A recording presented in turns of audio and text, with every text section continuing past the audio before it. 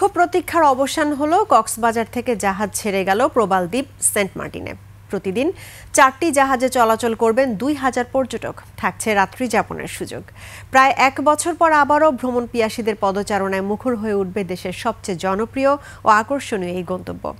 কক্সবাজার প্রতিনিধি আব্দুল আজিজের তথ্যচিত্রে ডেস্ক রিপোর্ট।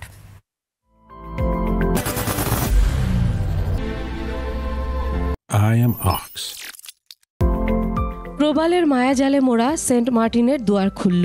প্রায় 1 বছর পর কক্সবাজার থেকে ছাড়ল পর্যটকবাহী জাহাজ। সোমবার ভোর 5টায় কক্সবাজারের নুনিয়াছড়া এলাকায় বিআইডব্লিউটিএ ঘাটে লাইন ধরেন পর্যটকরা। প্রশাসনের বিভিন্ন সংস্থা এ সময় ভ্রমণ পিপাসুদের ট্রাভেল পাস চেক করেন। পরে সকাল 7টায় ছাড়ে মৌসুমের প্রথম জাহাজ। এরপর একে একে আরও 3টি জাহাজ যায় দারুচিনি দ্বীপের দেশে। মঙ্গলবার বেলা 3টায় জাহাজগুলো আবার রওনা করবে কক্সবাজারের দিকে। প্রতিদিন 4টি জাহাজে সর্বোচ্চ 2000 পর্যটক যেতে পারবেন। পর্যাপ্ত জাহাজ আছে, এই যে 7টি জাহাজ আছে যে সেগুলোতে প্রায় 3100 অধিক যাত্রী ধারণ ক্ষমতা আছে। তবে সরকার যে বিধিনিষেধ দিয়েছে সেটা 2000-এর মধ্যে রাখতে হবে। সমুদ্রের শান্ত মৌসুম, শীতের ছুটি সব মিলিয়ে আবারও জমে ওঠার অপেক্ষায় দেশীয় পর্যটনের সবচেয়ে জনপ্রিয় এই গন্তব্য।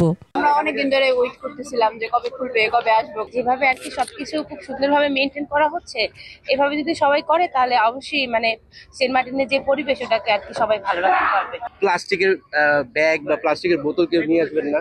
যদি এগুলো নিয়ে আসেন তাহলে পরিবেশটা নষ্ট হবে, আবার বন্ধ হয়ে যাবে। 1 বছর পর মনে হয় খুলছে, আমরা যেতে পারি, অনেক ভালো লাগছে, খুশি।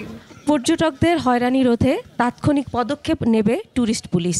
জাহাজেও আমাদের ট্যুরিস্ট পুলিশের টিম আছে এবং সেন্ট মার্টিনও ট্যুরিস্ট পুলিশের টিম থাকবে। এক্ষেত্রে আমরা সেন্ট মার্টিনের স্টেক হোল্ডারদের সাথে কথা বলেছি, তারা যেন আমার ট্যুরিস্টদেরকে কোনো ধরনের হয়রানি না করেন।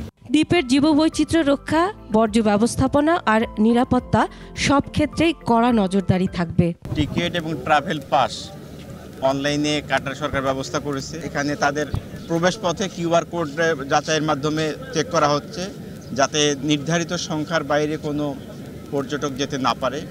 ডিসেম্বর ও জানুয়ারি এই 2 মাসে অবারিত নীল জলের মাঝে প্রবাল রাজ্যে রাত কাটানোর সুযোগ পাবেন পর্যটকরা। Masum আলিসা, desk report, 21 television.